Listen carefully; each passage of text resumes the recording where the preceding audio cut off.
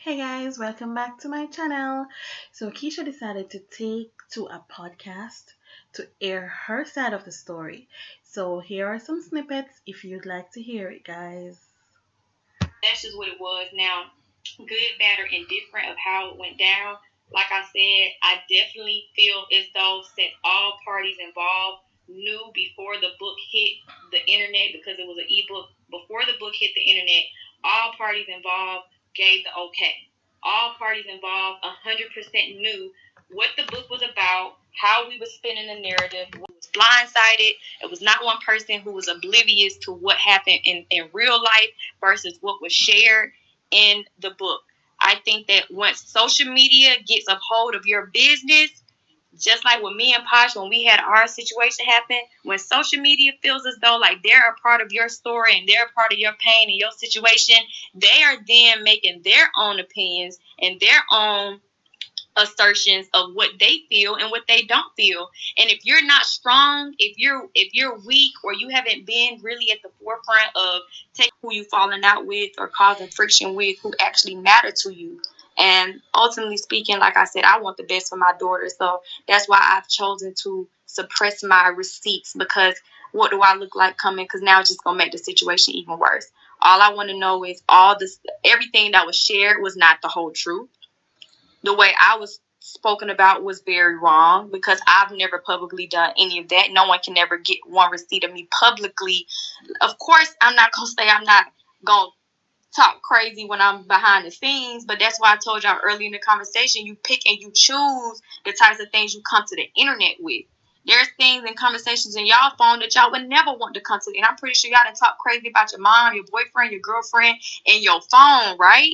But on the internet or where it matters, you gonna conduct yourself. But when your mama show up, you ain't gonna be talking like, dang, I can't stand my mama. You're not gonna do all that. So that's why I've always tried to maintain that type of integrity and respect about myself as a woman and a mother first, before going on the internet trying to, be negative and do that whole tit for tat. And it's just real unfortunate that this whole situation has escalated to the point where now my kids are put in danger for a situation, quite frankly, I didn't even put myself in. But, just everybody believes what they want to believe about the situation. But one thing I want to be able to say for a fact, I never sat back and I never harassed nobody. I didn't create no fake accounts and whatever types of things that were said. I never did those types of things. One thing, I stand by what I did. One thing about me, I'm going to tell y'all what I did. And like I've always said, when I reached out, it was always through my phone number or my business number. Those few short times within those many months, I never harassed nobody. So when you sit and you lie on someone's name, and you lie on someone's name, and now this is now to the detriment of their namesake for their businesses, and you're letting people call them a harasser and a stalker or whatever. When I've been woman through from the very beginning, I've always come to people like a woman. And you don't have to come to people like a woman when your man is the one messing up. I know that now, but that is what I did. I always came like a woman and addressed the woman who I had a problem with. I've always been the direct type of person. I don't have to do internet. I go direct, and that's why I maintain that. But even after we sat down as women and we agreed and apologized and decided we would move on, just to know in a matter of a few days, you're messaging, telling my boyfriend to put Face ID on and sending him inappropriate videos and things like that. That's hurtful for me. That's hurtful to me. That's very, very hurtful, because when I trust that he goes over there to spend time with his son, because that's what he has to do, not what Keisha gave him permission to do. That's what he has to do as a man, as a father. But when he does that, I'm trusting that those two people are co-parenting and doing what they need to do by their child. I'm not over here trying to worry about whether or not they're doing this or funneling goodies or whatever it may be. I'm trying to trust and be mature enough in the situation to handle that. And, like I said, when I see those types of things, and then people say that I'm making fake pages, I'm the one who doing this, and there's been several pages made just specifically just to cheat. That's just kind of like, that's not cool. That's not fair. Like, you don't got to throw me under the bus. And ultimately speaking, it's like a lot of those things happened after the book even came out. So for you to publicly, state we're such bad people, we're so ungodly, we're so this, then keep that same energy across the board. Just like I'm keeping this energy right now. I know Jeremy and her did what they did. That was not just her. I'm not sitting here talking about just her. I'm talking about both of them. both of them. But I got to keep that same energy that I have for her, I keep with him. And for a while, I wasn't like that. Sometimes I want to be more mad at her. I'm a woman enough to admit that. I want to be more mad at her. But I realized along the way when I grew up and I realized, girl, no, this is what he did to you. You got to be mad at him. You got to hold him accountable. He got to be held more accountable than she got to be held more accountable. But at the same time, it's just kind of like I said, when this book came out, that's what everybody ran with. You all wrote the book. You all started this. So when the book came out and text messages and everything still flying, then how really could you be so upset about a book when you didn't have no problem with the book? You just had problems with me. You went to the internet and talked about me. You allowed your friends and everybody else and other people's platforms to talk about me and my family and everything like that. And like I said, that's where I say it's not cool. So it's not about who's a better woman, who's this, who Jeremy loves, who gives a damn. Ain't nobody with him. So who gives a damn who he loves? No, but that ain't what's really important. What's important is when you look in the mirror, you happy with the reflection that you see. And I, for so long, had to realize when I looked in the mirror, I'm not too happy with what I'm letting occur in my life. I'm not too happy with what I'm not taking accountability for. So that's why when I reached out and I apologized to the world, to her, and everybody else, it was me taking back my own control of this situation and me holding myself accountable and finding my own worth and being able to keep my head high and knowing what parts I played, knowing what I allowed, knowing what I didn't know, and being okay with the world not knowing every single thing.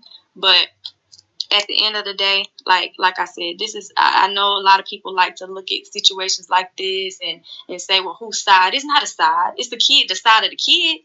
This the side of the kids. Other than that, who cares? Who cares about all that? And I feel like that's why I say it's so hurtful, because we having this whole conversation about a book, and there's a bigger picture here than just a book. There are lives here that's at stake. There are siblings here who are now suffering at the hands of grown people's mistakes and decisions that you intentionally made that you didn't have to make when you had someone willing to accept and love you and your child into their home when they didn't have to. So that's where, like I said, after the book came out and there's still text messages and things being said to him and him to her as well, it's kind of like I said, it's not about the book. It wasn't never about the book. It was just about me. It was just about me. And that's just real unfortunate at that point. But I just don't want everyone to think that for a second I overexerted myself. You can't co-parent if you're lying.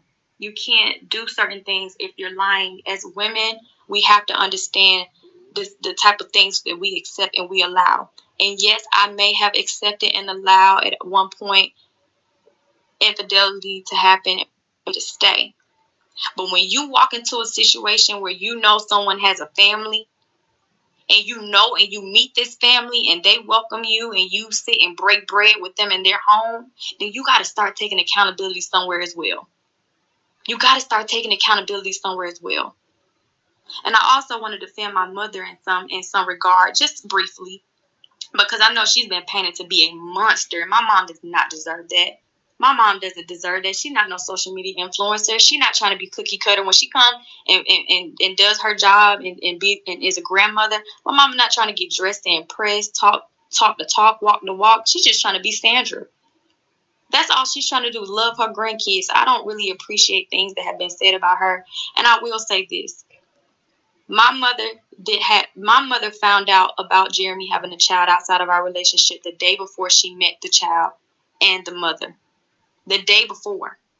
My best friend found out and it was confirmed the day before. My best friend flew in to Atlanta, surprised me the day of, and within an hour of her surprising me, we found out that he and she was coming over. I sucked it up. And I said, it's okay. I said I was going to be a team player. Let me be a team player. I didn't give myself time to heal, process, or nothing. I said, let me suck it up and be a team player. And like I said, my mom had no idea. But you just put yourself in the perspective of a woman who's finding out, a mother who's finding out something like that. Because I'm a mother of 3 women as well myself now. So I can only imagine if I'm seeing my daughter enjoy the happiest time of their life and then they tell me some craziness like that. And my mom is hurting and processing. But one thing I want to say is when she walked in that door, she didn't speak to my mother in my house, not the other way around. My mother's nice. My mother's respectful. She didn't speak to my mother. And my mom didn't press her, nor did I. But one thing that did happen is she went outside and decided to smoke with her sister while I took her child in my room and cared for him and made sure he was okay after spending time in the pool with his sisters with no hesitation. And shortly after my mom seen me doing that, it hurt her to her heart that she just got her stuff and said, I'm just going to go home, and made sure that I was good with my best friend. It wasn't no malice. My mom not no bully. My mom is not no evil woman. And even after she reached out and told me she was uncomfortable not being spoken to, I told her straight up I was uncomfortable with this whole situation. But we all got to grow up and realize that we got to do what we got to do as parents for these kids. And I talked to my mom, and as hard as it was for her, they said, when she come back over, Ma, I want you to speak. And she did that for me, for her child. So there's certain things that you do for the sake of your kids when you have a certain mindset and mental. There's certain things you're going to do for your kids, because as hard as it was for my mother to say hello that second time around, she did it for me. And I want y'all to understand, as hard as it was for me to allow her in our home and accept that position in our lives, I did it for my daughters. And I don't allow my kids around people I don't trust. But sometimes you got your hands tied, you got to. And then after all of that happened, someone went on their platform and said I harassed them. Now I got to lose brand deals because I harassed somebody.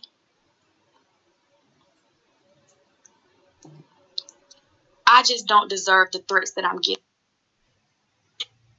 Have you ever heard of the trail? When you calling my phone, my business phone, at all kinds of hours and texting and saying all these crazy things, all that stuff leaves a paper trail. You all think if you're behind a fake account or you change your name that there's no IP address attached to it. But I'm here to tell you, I've seen some of the evidence get brought back to me within these last few days, and some of these people, I couldn't even believe what they uncovered. I couldn't believe it. And Keesha, to attest to that, this is not, I don't know if I told you this or not. I might told you, I might didn't. But to attest to what Keisha's saying, I know that there are a lot of doubters out there that don't fully believe that influencers get harassed and stalkers and stuff like that. But I'm very much, as private as I am, the people that who do know me, I'm speaking to you.